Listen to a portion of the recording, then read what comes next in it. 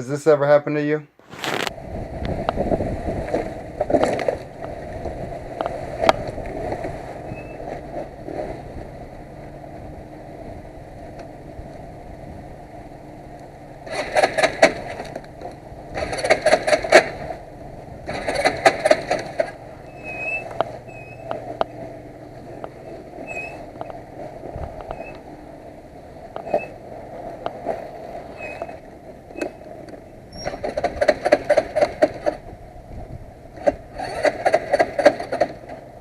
Battery.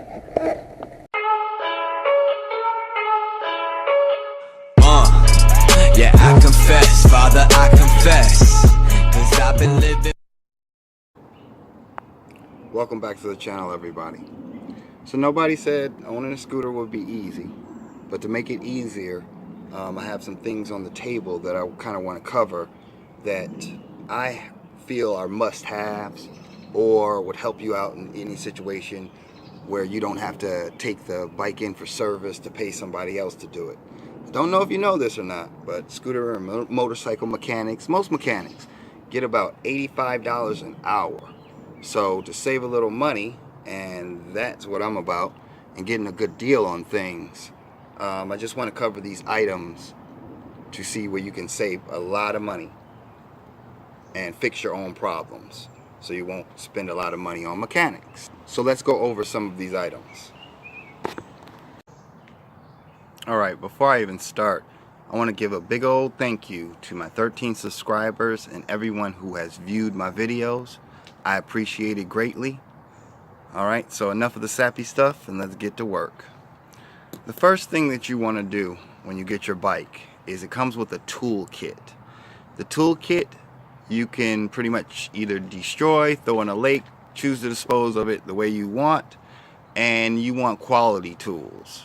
Okay, those are not of high quality. Anybody that knows, those wrenches will strip your bolts, so I wouldn't even recommend using them. I am going to recommend a socket set, a premium socket set. Go ahead and buy that. I won't be covering anything like that, but you need a socket set. So here I have two items that go with me whenever the scooter leaves the house. They're with me. A Phillips and a flathead screwdriver. These will get you out of many problems. If you have a problem with your carburetor, you're going to need this one. If you have a problem with any of the other bolts that are holding pieces together or anything like that, you're going to need the Phillips.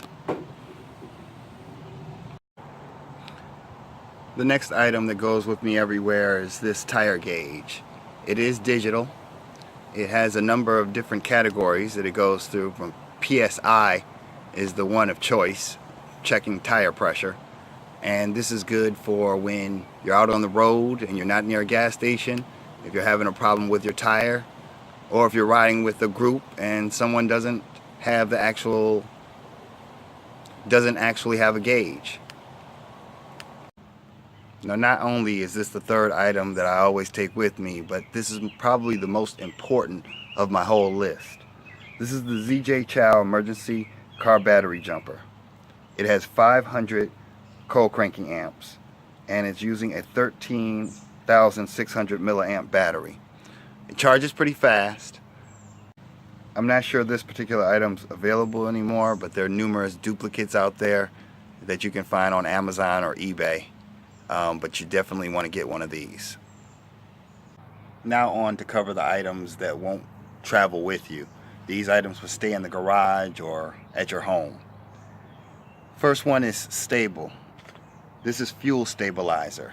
So over the winter months, when you store your bike, you're going to pour a little bit of this in your gasoline, and it will keep the gasoline fresh throughout the winter months. I'll be showing a demonstration on how to use this in a winterizing video a little bit later. The second fuel related product I use is this Lucas Safeguard ethanol fuel conditioner, and it has stabilizers in it. Basically, I'm using this whenever I fill up my gas tank. I put a cap full of this in, and it takes the ethanol out of the gas. The ethanol gas is very bad for scooters. So this helps with longevity of the scooter with every fill up. Here we have the Prima Magnetic Oil Drain Kit. And this is just basically a backup for if I have any oil drain problems with the caps, stripping any of the bolts while changing the oil. This is a reserve. It's fairly cheap, and this is just a peace of mind item. But you'll find that having backups of things will help you out tremendously down the road. Moving right along, we have the Astro AI digital multimeter. This is very convenient for when I'm testing any strength of current that's coming from the bike, whether it be AC, DC.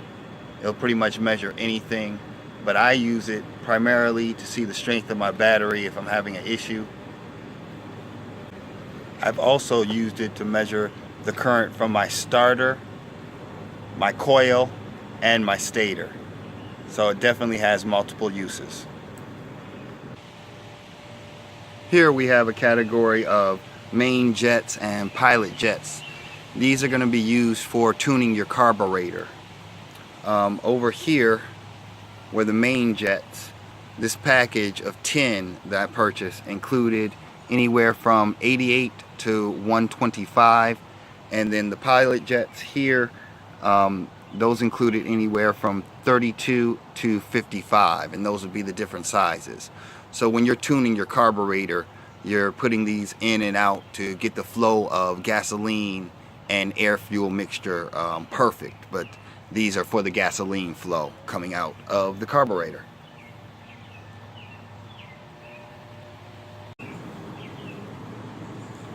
Next up is the OEM Tools 26 blade master feeler gauge. This is for adjusting your valves on the head of your engine. You'll see that a little bit later in the videos, but if you look at any GY6 adjusting the engine, this helps with compression. So you're going to have to adjust your valve lashes, and this is the tool that you'll need to adjust them with. Here we have the Slime 12 volt digital tire inflator. Again, stays at home, but very useful. Had this for about 2 years. Used it on all my cars, the scooter, bicycles, any type of inflatable ball. Very useful. It's digital, so it gives you a readout right here. Now that I think about it, a lot of my materials seem to be digital. I like the digital little screen readouts. Makes it easy to read. And last but certainly not least is the Black & Decker 12 volt charger or battery tender. This is not a jumper. It is a over time slow battery charger. Again, they call them tenders. They're different. They go by different name brands, but I chose the Black & Decker because of the price. This particular model will go to 6 volts or 12 volts. I've never run into a 6 volt battery, but just in case you do, it has the ability to switch back and forth here.